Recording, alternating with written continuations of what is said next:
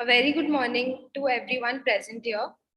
A very good afternoon to Father Principal, Father Vice Principal, our distinguished speaker for the day, Sister BK Shivani, members of the advisory committee, faculty members, participants, and all the students of St. Xavier's College, Autonomous, Kolkata.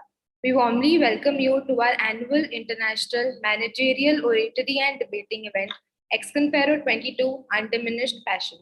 Members of the Xavier's Management Society have organized this event with the aim of igniting the oratory and debating talents of future leaders by giving them the opportunity to put forth their arguments and viewpoints on given perception. X-Confero'22 has been curated with the vision to motivate students to believe in themselves and put across their convictions confidently, thus bringing about a synergy of revolutionary ideologies. We hope to succeed in our endeavor of making your experience here today an enriching one. I would now like to call upon Reverend Dr. Dominic Xavier, SJ, Principal, St. Xavier's College, Autonomous, Kolkata, to deliver the welcome address. So, very good afternoon to all of you, respected dignitaries, our esteemed speaker, Sister BK Shivani, respected professors, faculty members, members of the advisory committee, participants, and our dear students. Surely I could not be present yesterday for the inauguration due to various reasons. So I'm very happy to be with you this afternoon for this very important session with our esteemed speaker, Sister BK Shivani. As Warren Bennis once said, becoming a leader is synonymous with the becoming yourself. It is precisely that simple, and it is also that difficult. Leadership is about having a vision and an aim. It is about being determined to achieve that aim even after facing multiple hurdles along the way. It is about influencing positive and impactful communication, having the capacity to make the right decision even in the toughest of times, and managing without exercising intemperate power. As a product of this belief, X-Confero'22 Undiminished Passion, organized by the Xavier's Management Society, was inspired by them Colosseum, which provided a perfect platform for the confluence of rationalism, creativity, enthusiasm, and resilience. Coinciding with the gladiatorial battle between the young revolutionaries of the modern world, this event, spanning over a period of 8 days, witnessed a sequence of obvious debates and discussions, namely Asian parliamentary debate, press debate, tag team, extempore, and many more, designed to put the competitors' inventiveness to the test and discover their true capabilities. Continuing the fervor of X-Confero'22, witnessed a forum of quintessential speakers comprising Ms. Kiran Bedi, the first female IPS officer of India, Mr. Tarun Arora, Mr. Vipin Sondhi, and Mr. Ashok Ramachandran, the CEO and the President of Sinclair India. They have unequivocally ignited the minds of emerging leaders with the thought-provoking topics such as leading your people, the essentials, emerging trends in FMCG, and grooming leaders, fearless governance. Today also we have been graced with in the presence of Sister BK Shivani, who will be sharing her thoughts on the subjects. Mindfulness is the key to happiness in modern mental health. Very, very, very important topic for all of us. We at St. Xavier's College, Autonomous, Kolkata, believe in our vision of nihil ultra, nothing meaning, nothing beyond. And this spirit undoubtedly filter through this event as well. The event's success can be attributed to the hard work and dedication of all the members of the Xavier's Common Society.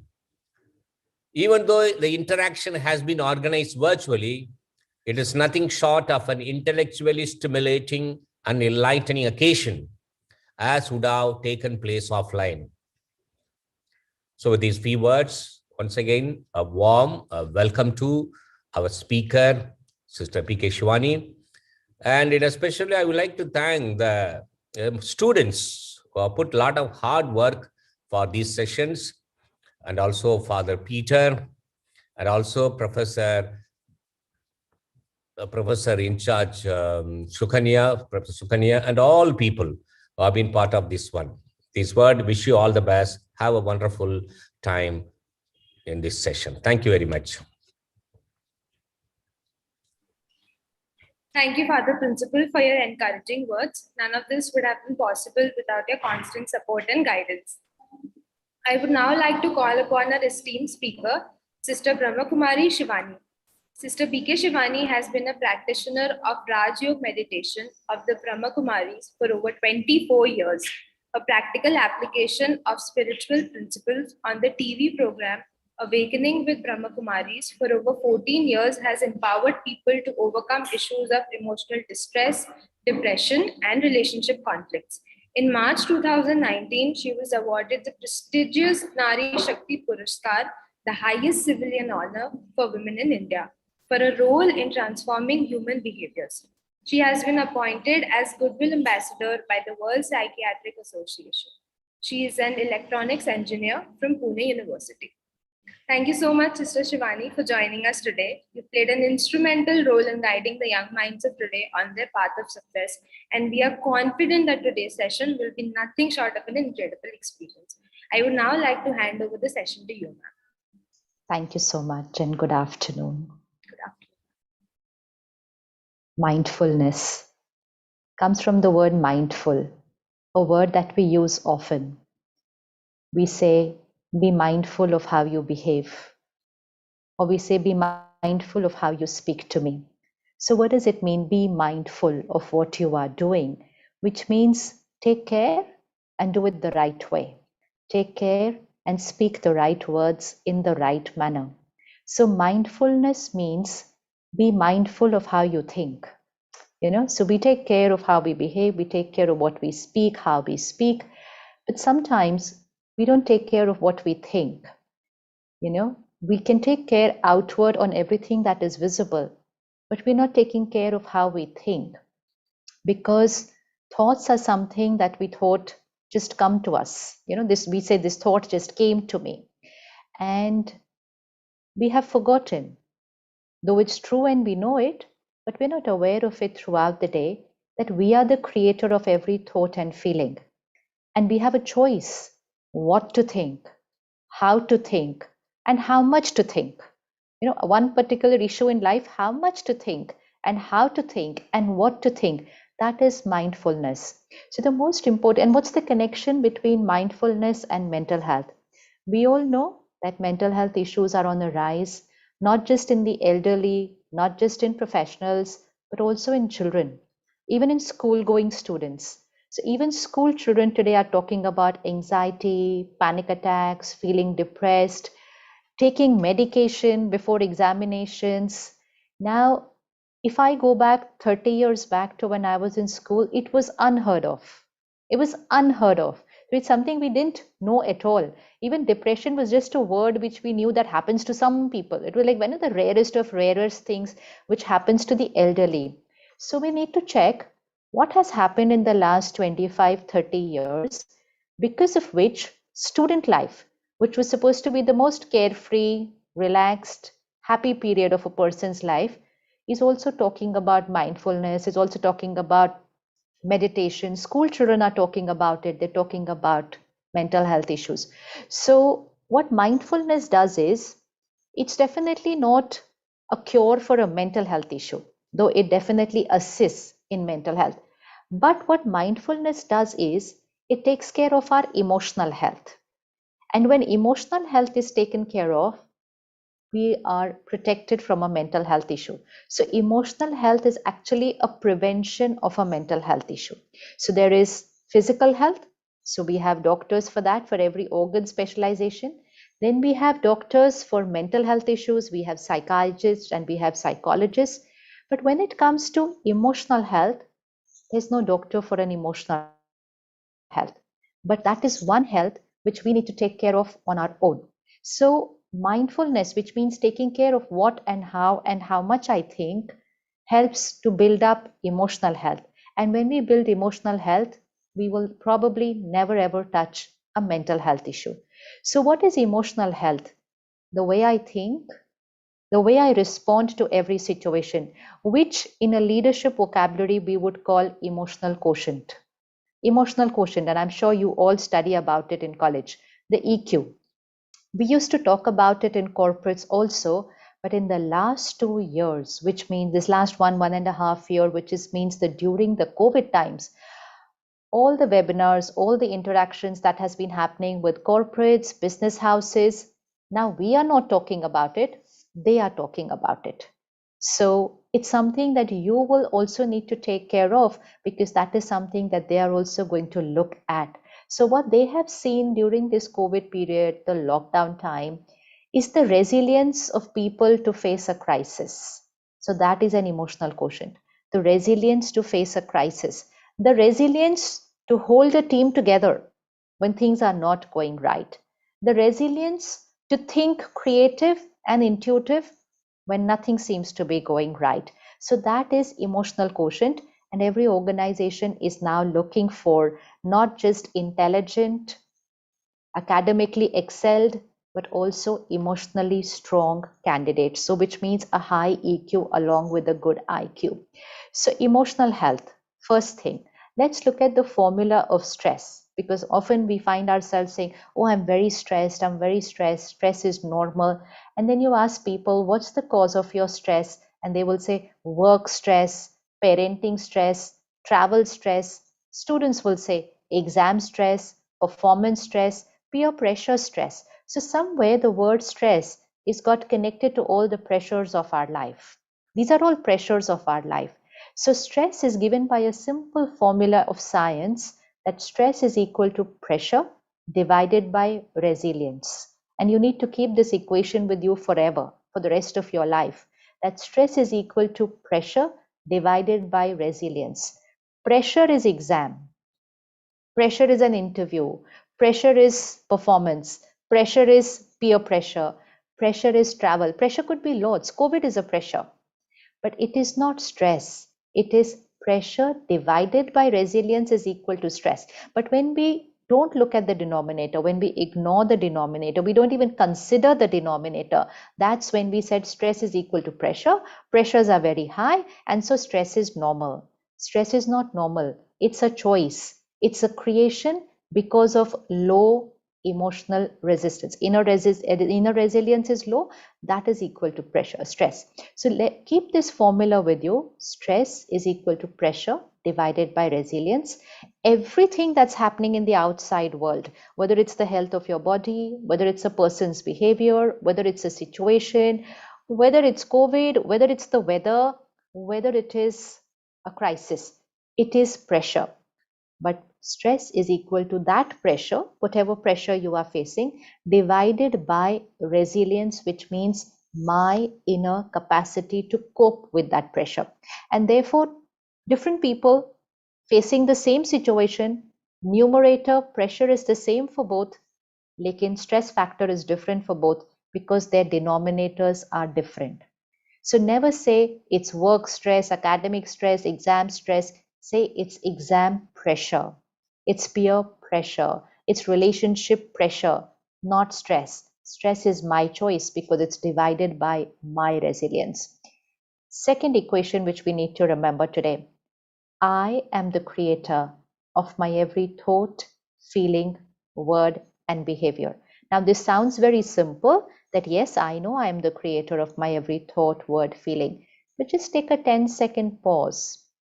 Just close your eyes for 10 seconds. Reflect the last time you were angry or irritated. It could be this morning, it could be any time yesterday, last week, and just check what was the stimulus, what had happened, and then how did I react? And when I reacted, what did I say? I'm angry because of, and I'm sure the finger went outside. We say, I'm angry because of, I'm hurt because of. We even say, you hurt me, you insulted me, I'm upset because of you, you are irritating, I'm happy because of you, I'm peaceful because of this situation. So, whether it's a beautiful emotion or whether it is a turbulent emotion, we have got used to, it's a conditioning that has happened, a societal conditioning that has happened, that whatever I'm feeling here, it's because of here. It's because of what's happening outside. This is called emotional dependence. In a world where we want independence, physical, financial, social, but emotionally, we are dependent. So the first change, the first shift that we are going to create today, that is mindfulness. First shift is situations and people are the way they are, but they don't create my thoughts, feelings, words, and behavior. I am the creator of my every thought, feeling, word, and behavior. This is another line which you will need to keep with you permanently, forever, somewhere where it's visible to you forever. I am the creator of my every thought, feeling, word, and behavior, which means from today, I stop blaming anybody and anything for how I'm feeling. And I say, I am creating my response. Yes, the situation is responsible for what the situation is, but the situation does not get into my mind and create my response. So you can say, this person was not right, what they said and how they behaved was incorrect, but you cannot say, they hurt me, they insulted me. No, they can just be there and behave the way they believe is right, but they cannot get into my mind and hurt me. But when they behave the way they behave, what I start thinking after that and how much I think of that quality is going to decide the magnitude of my hurt, how long I want to remain hurt, when do I want to release that hurt, whether I want to forgive or I don't want to forgive. Everything is dependent on me, not on them and their mistake. And we say, no, it's up to them. If they realize, if they apologize, it's not dependent on them. It's dependent on me. So I can say what they did was not right. I created my hurt. I created my anger. Now, this might feel like, oh, is it that I am responsible for everything? Yes, that is mindfulness. That is emotional independence, because this is amazing power that I created my hurt, I created my anger, and now I have a choice that next time, how am I going to respond? When am I going to change? How am I going to release this emotion? This is power, and this is what is going to keep us EQ very, very high. If I say it's all because of the world, then my state of mind is dependent on the world. And if my state of mind is dependent on the world, then I cannot always be happy, calm, peaceful, powerful. I cannot, because I'm living like a victim to situations and people's behavior. So, second is emotional independence. I am emotionally independent because I know I am the creator of my thought, feeling, word, and behavior. Even if I react and I make a mistake, never mind, but I know that the power lies with me. I am the creator and I will change it. So, this is our second equation. Third, very, very important equation. What is normal? It's very important, the definition of normal. Which emotions are normal? We're living in an era where uncomfortable emotions are being called as normal. So, stress, anger, anxiety, worry, fear, jealousy, comparison, competition, hurt, rejection, everything is being called as normal. None of these are normal. This is an emotional dis-ease. It is an emotional dis-ease. So right now I'm sitting here, I'm absolutely calm, my mind is at ease. Now there is a stimulus and I start creating turbulent thoughts. My mind shifts from ease to a position of dis-ease, and then I can call that stress, anxiety, worry, fear, panic, whatever may be the word. It's a dis-ease. So this whole list is an emotional dis-ease. It's not emotional health. So we need to have two very clear columns. What is emotional disease and what is emotional health? Emotional health is normal. This is an emotional illness. And so whenever we react, we will be very careful that I better respond the healthy way because it's affecting my energies. It's affecting my energy. The mind is the seed of our life.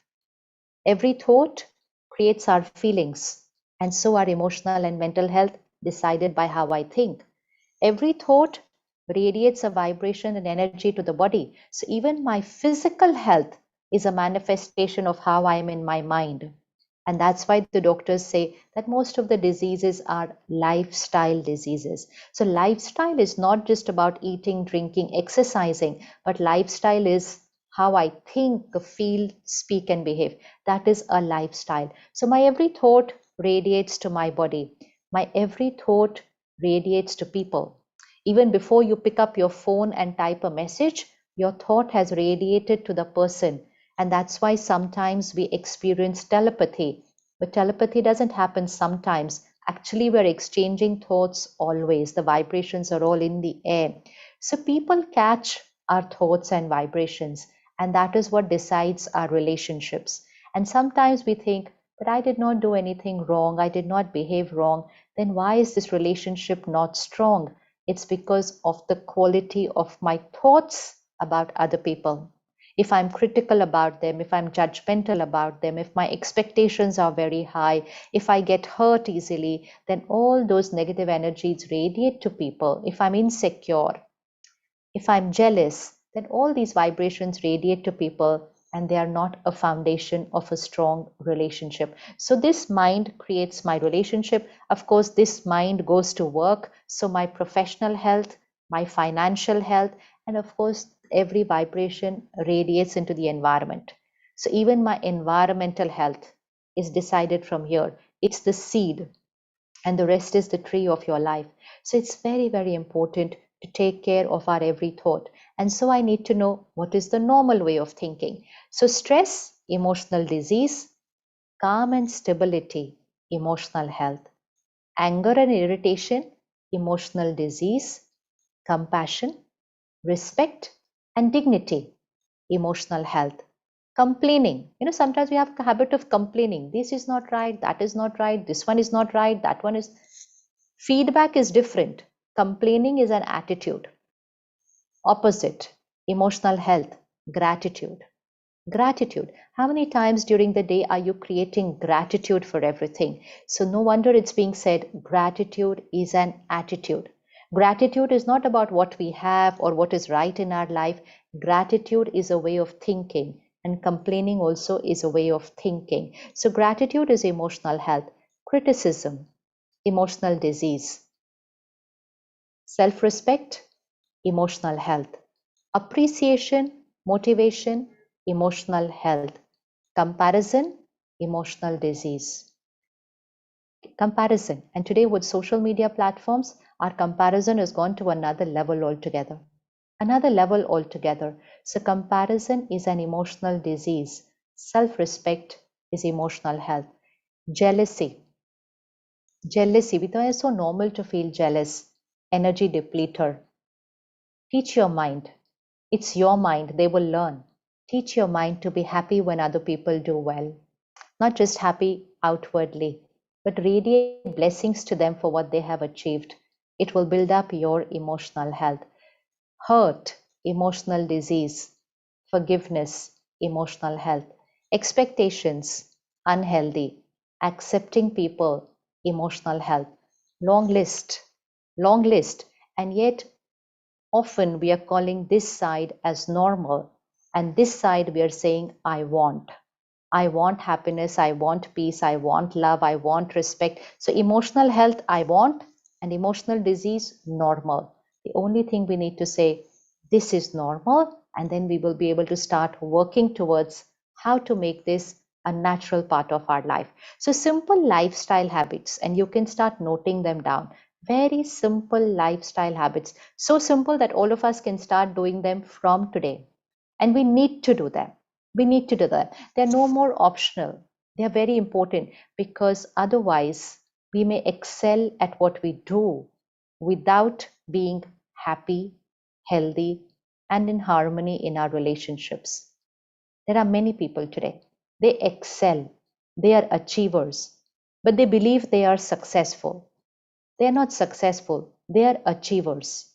Life is not only about achievement. Achievement is one part of life. Success means happy, healthy, beautiful relationships, and achiever. Four parts of our life. So happy, healthy, beautiful relationships, and then achiever. Then you can truly call yourself successful. So simple lifestyle habits. One more equation to remember. Thoughts manifest. They become a reality. We've all heard about the law of attraction. I'm sure you have experimented with it and got results. But often the world is using law of attraction only to achieve something outside. Thoughts manifest, they become a reality, is about achieving inside what you want. It's called Sankalp Se Siddhi. This is a spiritual law. Sankalp Se Siddhi. Sankalp means thought and Siddhi means manifestation. Now we're going to use this law throughout the day. How we're going to do it? First thing, sleep cycle is very important. I know many students nowadays say, oh, but I can study better at night. Pause today. Think about it. I know everyone around you may prefer studying late at night, but you know what? There's enough evidence and enough experience that says no, this is not healthy at all. So when we grew up in school, we grew up with the slogan, early to bed, early to rise, makes a person healthy, wealthy, wise. So what would the opposite do? What would the opposite do? But today it's again normal to sleep late.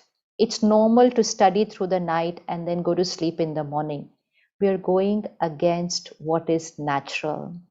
Today, leaders of organizations are a part of workshops which are called the 5 a.m. Leadership Club. 5 a.m. Leadership Club, and they come there to learn how to wake up at 5 a.m. You know why? Because the workshop teaches them that if you want to be successful, if you want to have leadership quality, wake up early. That's the time when the intuition and the creative power is the highest.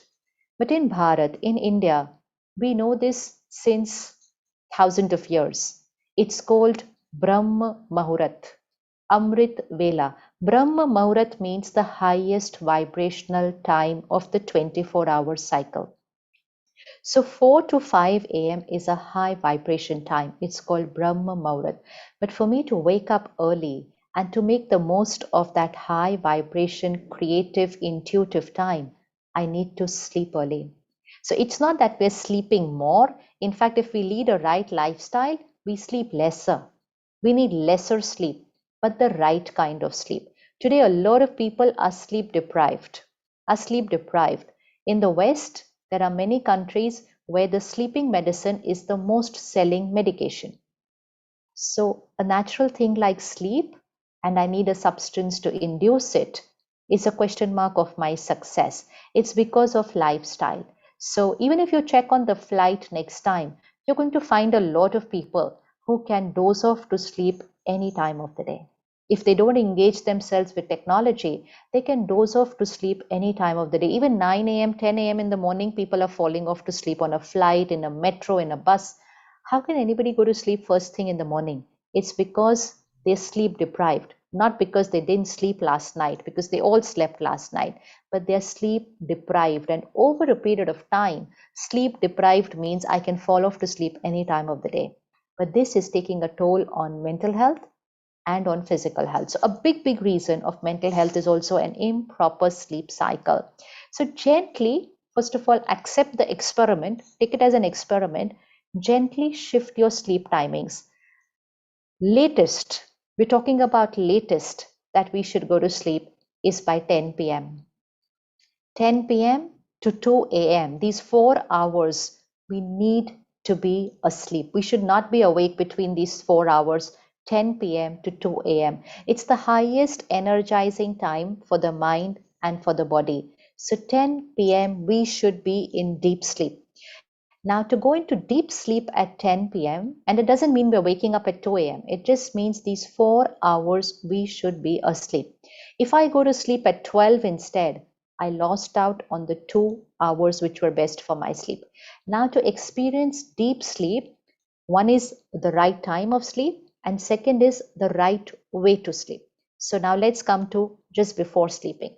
One, early dinner. Early dinner and lighter dinner. So, which means we should finish our dinner by 7 p.m.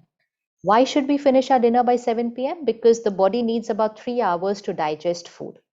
During sleep, energizing and healing has to happen of the body and of the mind.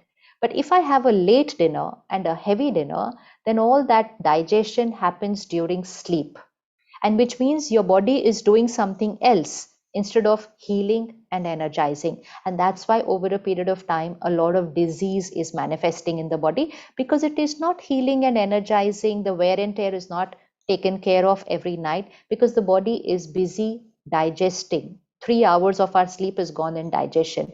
So it's very simple to reduce the number of your hours of sleep and to have deep sleep by first having an early light dinner. Light dinner, an easy to digest dinner, and an early dinner. Second, when you're at work, right now you are a student, but this is also for later.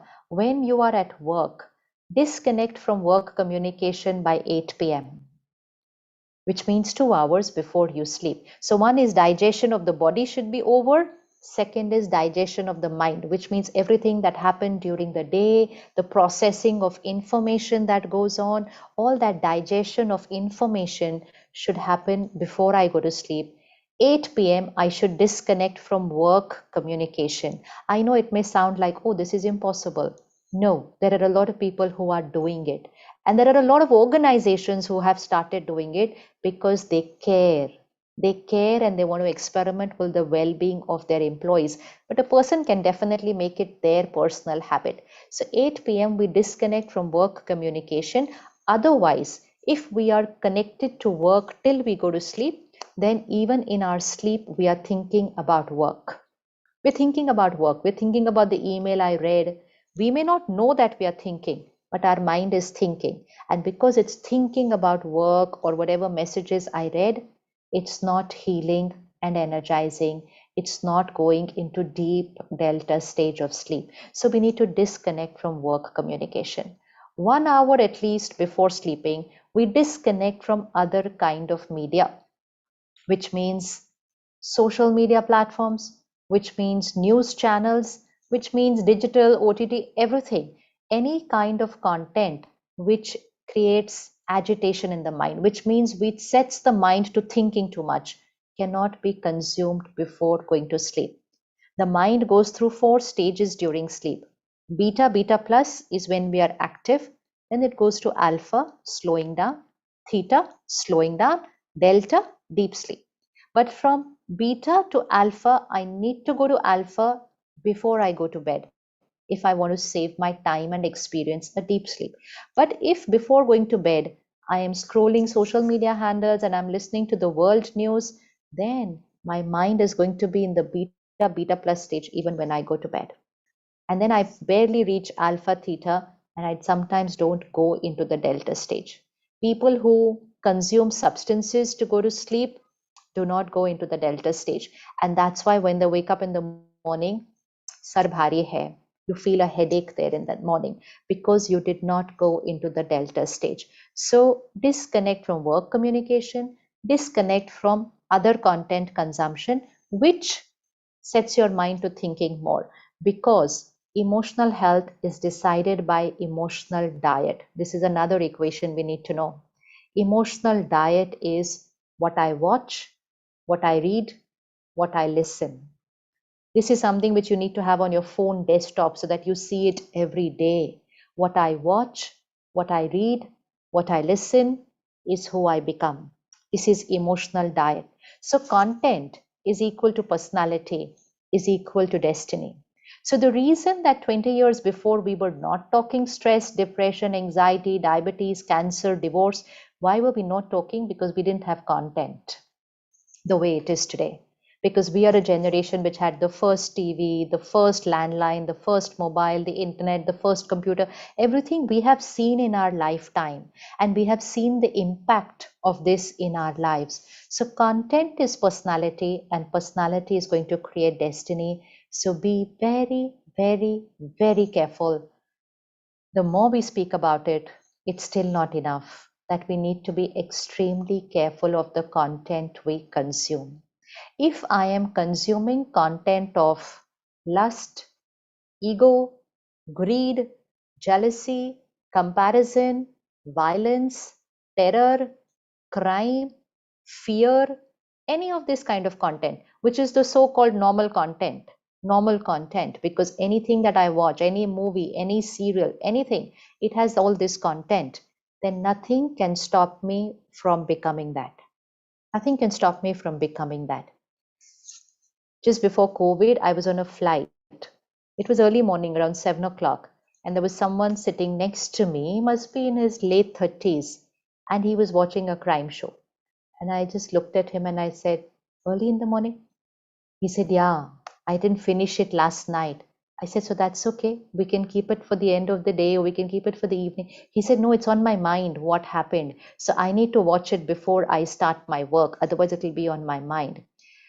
I said, acha, okay. And then that's okay. I got back to what I had to do. He finished watching his episode, and after he shut down his iPad, and then he said, okay, can I ask you something? I said, yes. He said, lately I've been experiencing a lot of fear. When I go to work, I kind of start thinking, did I switch off the gas? Did I lock the door? I said, acha. And I said, how long has this been happening? He said, I don't know, but the solution that I have found now is that when I lock the door, I click a photo of it. When I switch off the stuff, I click a photo of it. And then when my mind says, did I just open the photo and I tell my mind, yes, I did. And he said, but why is this happening to me? I said, okay, it's because of the crime show that you were watching. And that was an aha thing for that person. He said, that's it. It's because of this. I thought that there was something going wrong with me. I said, you're watching that first thing in the morning. It's going deep into your subconscious. Or you must be watching just before going to sleep. It's going into your subconscious. And it's definitely going to create your personality of fear. But we don't see the connection between the two. What we eat and drink is what the body becomes. What we watch, read, listen is who I become. So why this whole list of emotional disease has become normal? Because that's the quality of the content that we consume. So if you want to be emotionally, mentally healthy, if you want to really have those leadership qualities here, restrict content consumption. Information, education is different. Content consumption in terms of entertainment, in terms of time pass, I was just scrolling. It is creating a lot of problems with our emotional and mental health. So take care of your emotional diet as much or even more than what you take care of your physical diet. So very crucial timing is the last hour before we go to sleep and the first hour when we wake up. And of course, we need to take care throughout the day. So restrict content consumption. We don't need to watch everything that's coming or it's being forwarded to us. It's not needed. It's who I am becoming. So 1 hour before I go to sleep, disconnect from that quality of content. Now, just 15 minutes before you go to sleep, keep that as your time, because you're students, you're studying till you go to sleep. So if you aim to sleep at 10, study till 9:45. And I know then you might get into bed and you'll say, okay, now is my time to de-stress. So I'll just go through all my social media handles. No, we don't go through that in the night. Keep 15 minutes for yourself. 15 minutes, consume a healthy emotional diet. This is why spirituality plays a very important role. Spiritual content, which means content of compassion, of purity, of happiness, of acceptance, of forgiveness, gratitude, it's content. If we consume that content before we go to sleep, then during our sleep, it's going to go into the subconscious. It's the energy that will radiate not just to my mind, but it also radiates to my body, and it creates amazing healing with the mind and the body both. So just 15 minutes before you go to sleep, consume a healthy emotional diet. Then the last thoughts before we go to sleep, because this is where we are going to use that formula, thoughts manifest. Thoughts manifest means any thought that I create repeatedly, and those thoughts which I create just before sleeping and just when I wake up, they have magical power because we are creating them at the magical time. So they manifest, which means they become a reality in my life. So for those of us who learn meditation, we meditate before we go to sleep, we meditate when we wake up. If we've not learned meditation, doesn't matter. We will just create a few powerful thoughts before going to sleep, what we call as affirmation. And I'm sure all of you know the power of affirmation plus the power of visualization. If you don't, you must search it today. Just study. Just give 5 minutes to study power of affirmation plus visualization. It's used by students, it's used by leaders, it's used by sports people, it's used by actors, it's used by everybody to achieve in the outer world.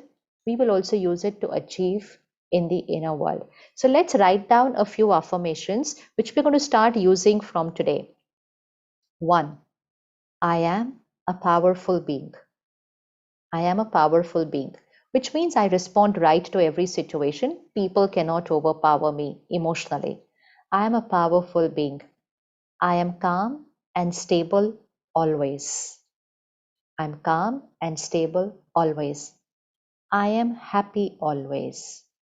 What is I am happy always? Opposite of I am stressed. So we are creating those thoughts which we want to become and which we want should be our reality. So I am a powerful being.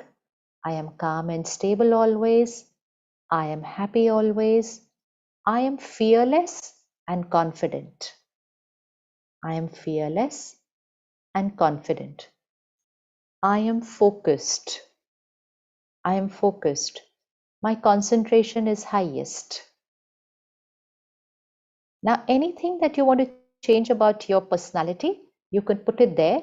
The vocabulary is what very important. What you want to become, you have to put I already am. For example, if someone is not punctual or somebody has a habit of procrastinating, they can just put over there in their affirmation, I am punctual. I'm always before time. I finish everything that I have to do the right way before time. So we put that as our affirmation. So the vocabulary is very important. So once you do these, then the sixth affirmation is for the body. My body is perfect and healthy always.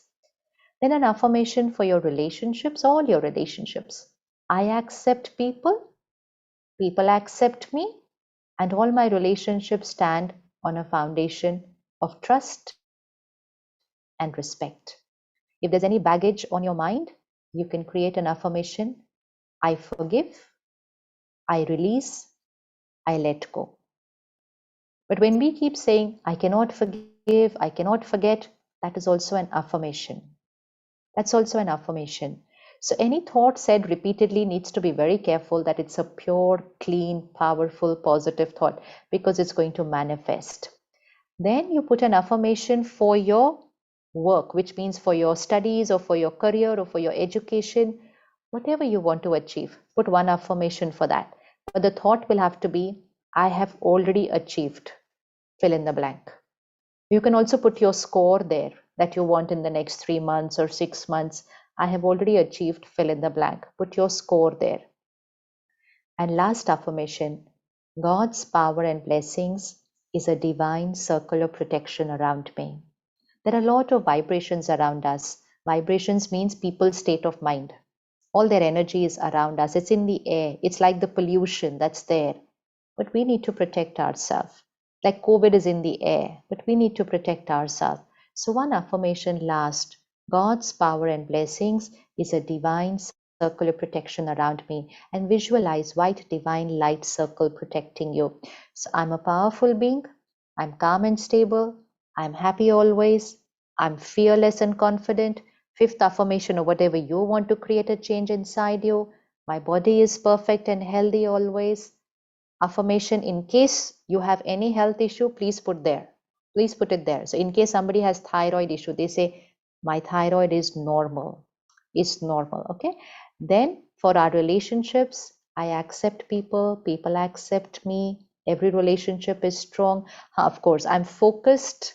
My concentration is highest. I have already achieved fill in the blank, and God's power and blessings is a divine circle of protection around me. 10 affirmations, 1 minute. It will take less than 1 minute to say this, but say it slowly, gently, and even visualize it. Even if you're not able to visualize, never mind, just say it.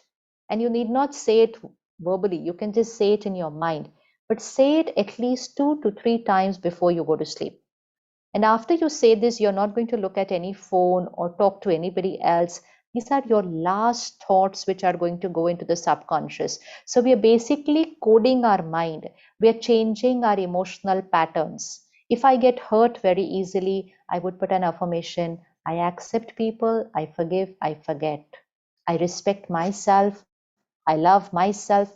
Put all these affirmations just before you go to sleep. So make a list of 10 and use that 10 every single day. Don't keep changing your affirmations every day. Just use those 10 every single day. So just before going to sleep, first thing that you wake up, repeat your affirmations.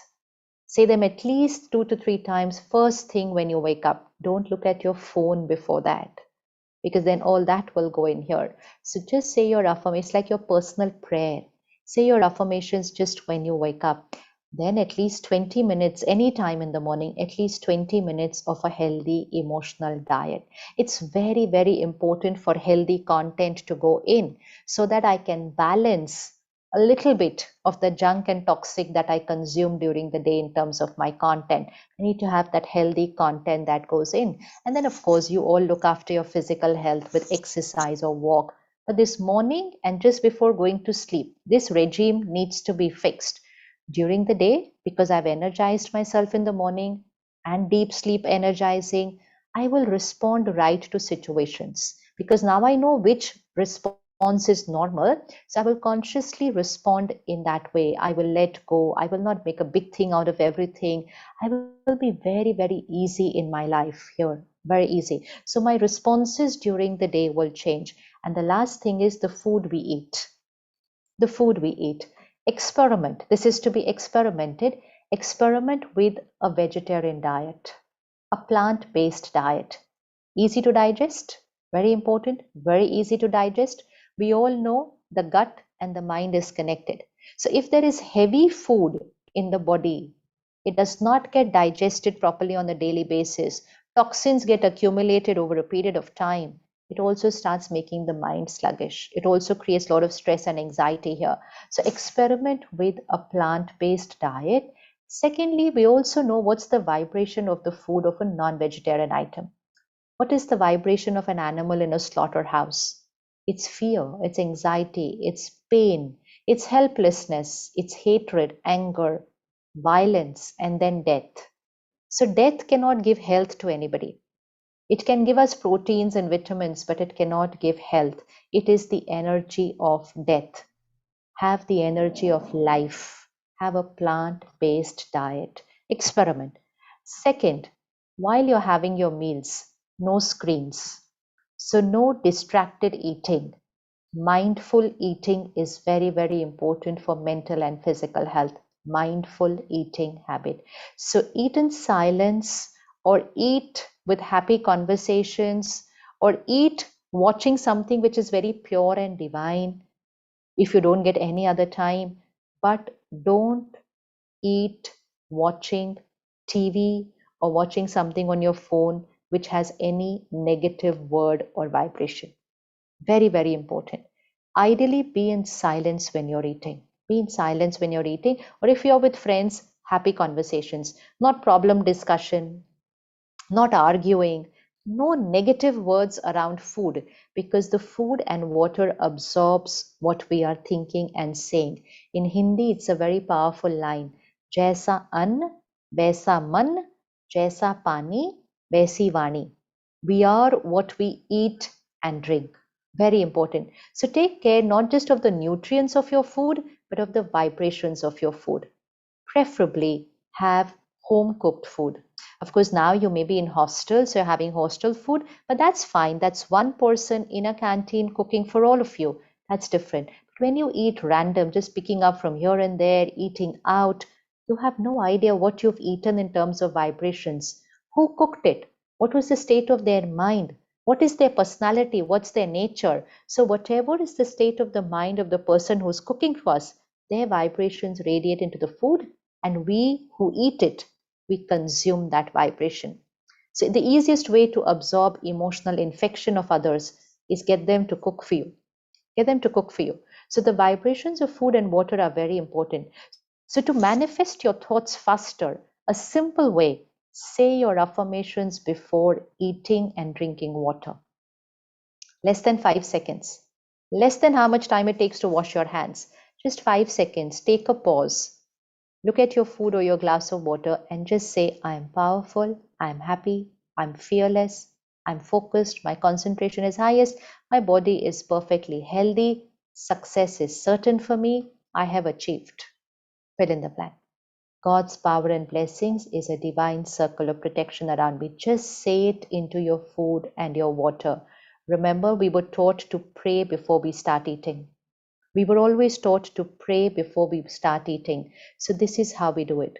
Be gratitude to the divine, say your affirmation into your food and your water, and let your food and water get energized by that high vibrational thoughts.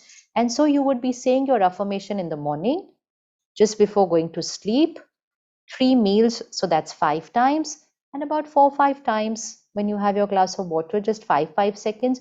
Overall, this is taking about less than 5 minutes of the day. Less than 5 minutes of the day, actually. So it's nothing.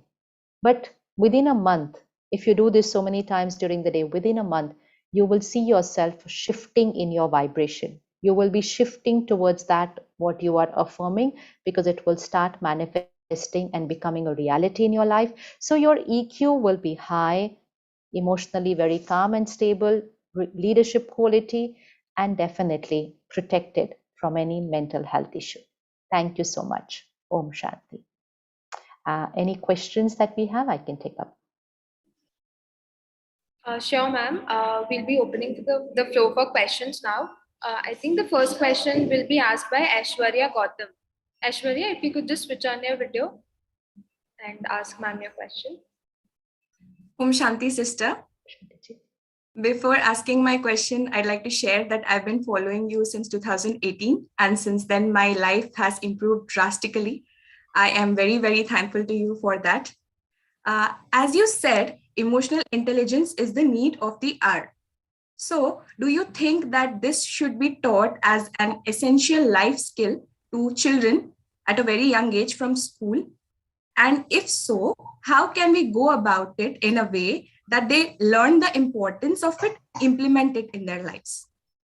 Actually, if you go to see by, I don't know which year, I think 1800 something, we had a lot of gurukuls in the country.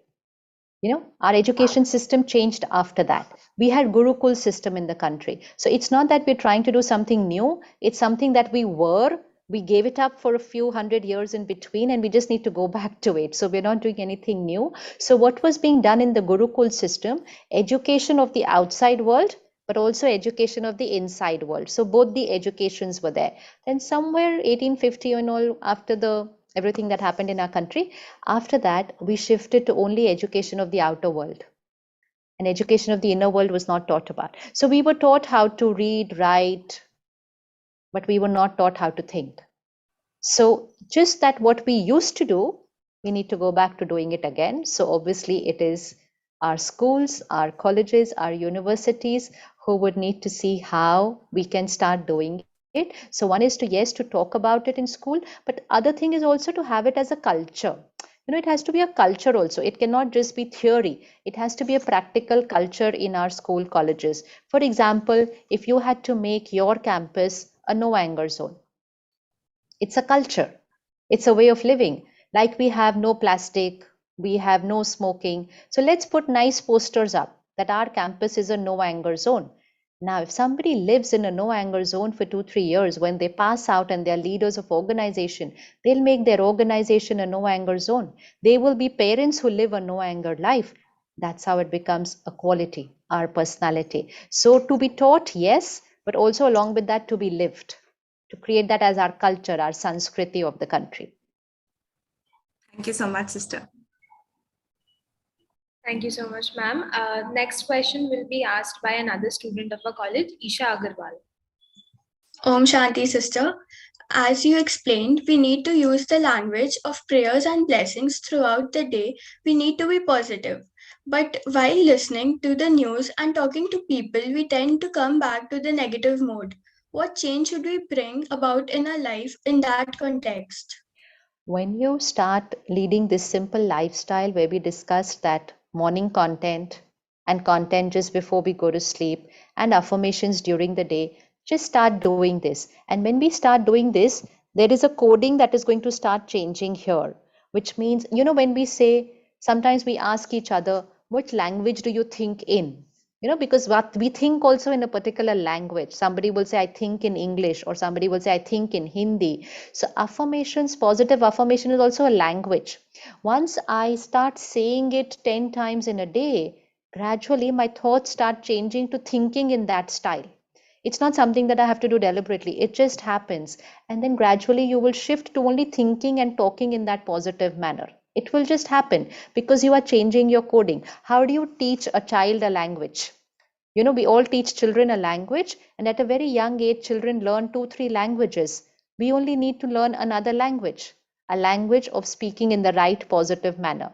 If we could learn at the age of 3 and 4, 2-3 languages, then learning one more language of how to think right is very simple. Just start doing this as a simple lifestyle. We have an app, it's called thinkright.me. The name of the app is thinkright.me. Of course, the app is paid, but we don't need to pay. If you just download the app, then the affirmations that I've recorded is for free. It's for everybody. The other features of the app are a paid app, but there is a morning affirmation which they will send at about 5 a.m. in the morning and about 6 or 7 a.m. in the evening. And it's very short. It's just 3 minutes audio. And in the evening, they will send a reflection, which means why we should do that affirmation, that particular one of the day. So even that 3 minutes absorbing in the morning and 3 minutes absorbing in the evening, people are creating change. So that's how little we need to be able to create a change in the way we think and speak. So just experiment with this lifestyle and see. Thank you, sister. Ma'am, the last question will be asked by Deepti. Om Shanti, sister. Self-love starts with self-acceptance, and even after knowing that fact, why do people often tend to not accept the way they are? Sorry, Dipti, can you repeat? I think freeze ho gaya tha. As we know, self-love starts with self-acceptance, and even after knowing that fact, why do people often tend to not accept who they are? Again, we are not taught to do that since childhood, first and foremost. So see how societal conditioning starts happening. So it's a coding that's going to happen. And initially, when we are children, this coding is done more by the elders around us. So even if you see a simple thing, when you give an exam and come back home, most of us, not everybody, but for most of us, our parents said, so how was your exam? And we said, whatever. And then the next one, they will say, so how was it for everybody else? So, that seed of comparison, that my performance is not just my performance, it's in reference to other people's performance, that other person could be my sibling, or the person could be everybody in my class. And now with social media, that person is a stranger all over the globe. So we are comparing ourselves with anybody and everybody all over the globe. So somewhere that deep rooted thing that I have to be what the world wants me to be. So what social media is creating is two sanskars. One is comparison, and the other is dependent on the world to say that I'm good. It was there even before social media, so it's not that it's happening now. It was there even before that, when we were 3 or 4 years old and somebody came home and our parents would say, ye karke dikhao, wo karke dikhao, and then everybody would say, good girl, good boy. And we started programming ourselves saying, when I perform, people say I'm good. When I do this, people say I'm good. When I don't, people say I'm bad. So I started needing that good girl, that good thing from people. This means I need public approval to feel good about myself. And when social media, that went to another level altogether. It's just gone beyond our capacity to manage. Now, every time you post something, practice that. Are you able to post without being dependent on how many people liked it, approved of it, or what comments they gave on it? Groom yourself. It's not difficult. It's not difficult at all. It's very easy. But then you have to groom yourself.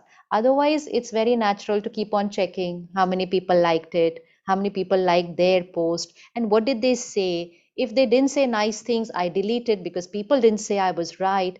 So this dependency on people approving me does not make me very strong. I try to start becoming what the world wants me to be. And in the present times, to be able to stand on your values and principles when you're out in the world tomorrow, in the world of work, to be able to stand on your values, principles, and ethics, we cannot be victims of peer pressure. Victims of peer pressure are not able to stand on their values and principles because you might be alone. You might be alone standing on those principles. Like I think you interacted with Kiran Bedi ma'am yesterday. She has seen so much in her life. She has seen so much in her life because she was standing alone. But had she got dependent on what other people say, she wouldn't be what she is and she wouldn't have done what she has done. So leadership requires us to not get affected by public opinion. So when you start loving yourself, creating self-respect, you will also get the power to not get affected by what people say. Take feedback, but not like this. Love me. This is not needed. Love me, respect me. No. I love myself and I love all of you.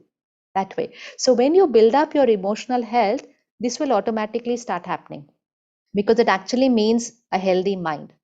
A healthy mind. The weaker my mind is, the more I'm dependent. The stronger my mind becomes, the more I am independent. So then I'm not dependent on other people to approve of me. Thank you, sister. Thank you. Thank you so much, ma'am, for answering the questions of the students. On a closing note, we would like to express our gratitude to you for such an enlightening session. Your teachings and advisings are a true source of inspiration, and I am sure it has provided direction to everyone present here today. We definitely have a lot to take back from it. And on a personal note, ma'am, a few of us are here today in the conference room conducting the session, and everyone wrote down the affirmations that you mentioned, and everyone was discussing how this is going to benefit us.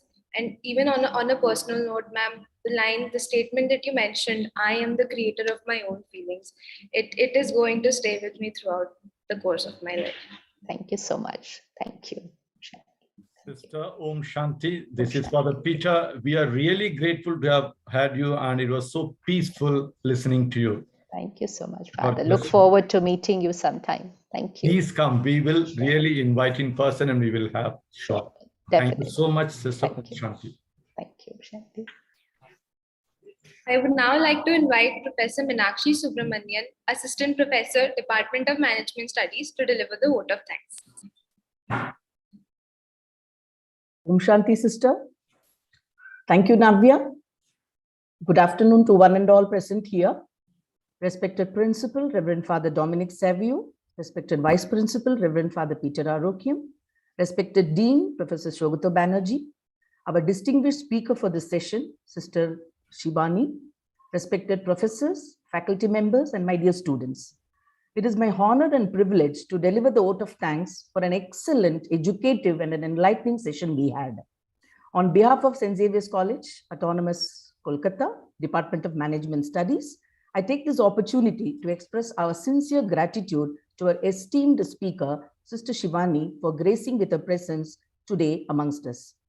Madam, thank you very much for such an inspirational and transformational speech, which has enriched all our mind and soul. Thank you very much, ma'am. I also take this opportunity to sincerely thank our Father Principal and Vice Principal, Father Vice Principal, for their constant guidance, support, and encouragement, without which this event would have not been possible. I also would like to extend my gratitude to our respected Dean, Professor Shogata Banerjee, our professors in charge of Xavier's Management Society, Dr. Shukanya Circle and Dr. Supriya Patro, and all our faculty members of the department for their unwavering guidance and support throughout for making this event successful. My special appreciation and thanks to all the students of XMS team who had worked very hard to plan and execute such a wonderful online events with utmost zeal and enthusiasm. Finally, without our participants, I think the program would have not been complete. So I would like to thank all the participants who have attended this session. And I'm very sure that we all are going to have some takeaway, inspirational messages and a wonderful experience to relish after this particular session. Thank you again once and all. Om Shanti, sister. Thank you very much. Thank you so much, ma'am, for your kind words. We will now be having the closing ceremony and announcing something much awaited by everyone, the winners of X-Confero'22. Therefore, all the attendees are requested to stay back in the session. I would like to take this opportunity to thank Sister Shivani once again for joining us today. We hope to get the opportunity of hosting you again very soon and hopefully in person, ma'am, in college. I would now like to call upon Reverend Father Peter Orokiam, SJ, Vice Principal of the Department of Management Studies and BCom Evening, Xavier's College, Autonomous, Kolkata, to deliver the closing address and announce the winners of X-Confero'22 Undiminished Passion.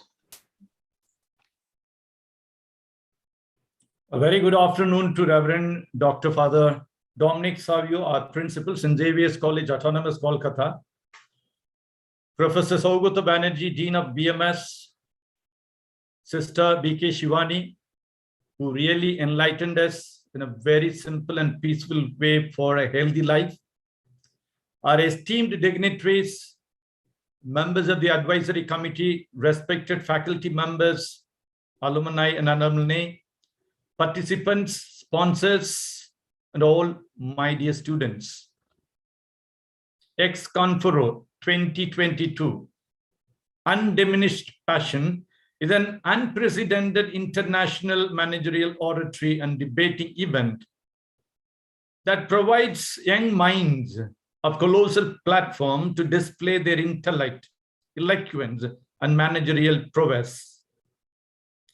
This year, we had colleges from all over the world, such as University of California, Indiana University, Sri Ram College of Commerce, O.P. Zindal Global University, and Jadavpur University joined us for X-Confero'22. Over 125 teams participated in this battle of wits, out of which only 42 teams qualified for the later stages wherein the participants have portrayed impeccable diligence and talent. This year, we have had the privilege of hosting 5 very renowned speakers: Mr. Tarun Arora, Mr. Ashok Ramachandran, Ms. Kiran Bedi, Mr. Vipin Sodhi, and Sister BK Shivani, whom just we have heard, who enthralled us all with their encouraging words for a happy and healthy life, fueled by their never-ending drive to fulfill their responsibilities towards the society, making the event a huge success. And even like this cannot happen overnight. The wheel started rolling months ago. It requires planning and a bird's eye for details. A special thanks to Reverend Father Dr. Dominic Savio, our principal, for his constant, continuous support and guidance. Professor Saugata Banerjee, the Dean of BMS, for his encouragement, thoughtfulness, and coordination.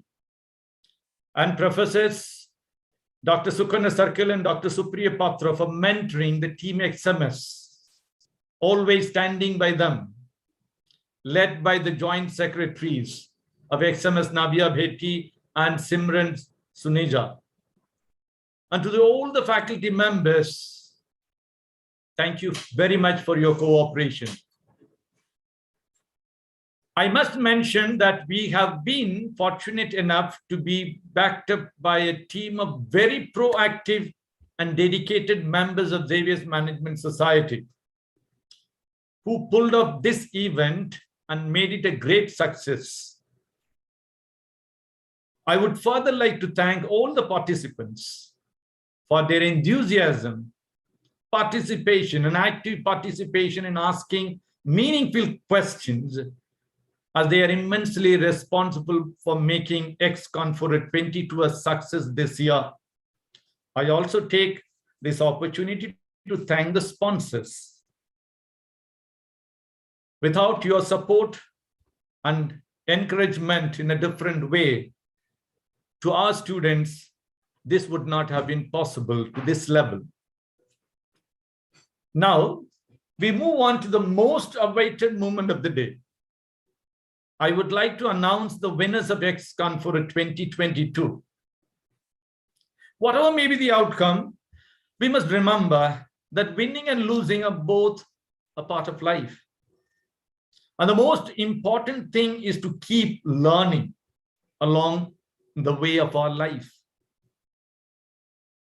Failure is not the end, but just the beginning, and asking little more and little more in our dedication and concentration in what we do.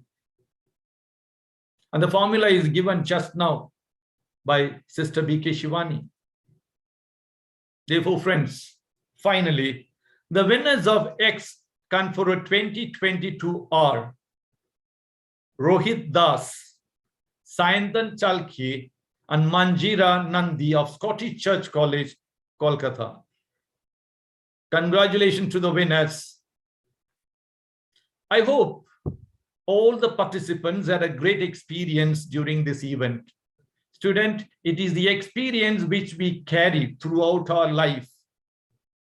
That's what will make us grow in future. That's what will make us to change certain things in our way of thinking, even eating. As Sister BK Shivani said, that all will provide a better path, a better platform for a happy and healthy life. Wishing you all the very best for your future endeavors. Quoting BK Shivani, God's power and blessing is a divine circle of protection around you and me. God bless you. Thank you very much. Thank you so much, Father Vice Principal, for your good wishes in all our endeavors. We are grateful for the unconditional support that you have extended towards the society and the event. With this, we come to the end of an illustrious event. A hearty congratulations to all the winners. Your efforts and hard work have finally paid off. We would also like to thank the audience for their cooperation throughout the session. We hope Team XMS has earned the privilege of your time. Thank you so much. Thanks to once again to all the Team XMS members led by the professors and the faculty members. Thank you. Thank you so much. Well done. Thank you so much.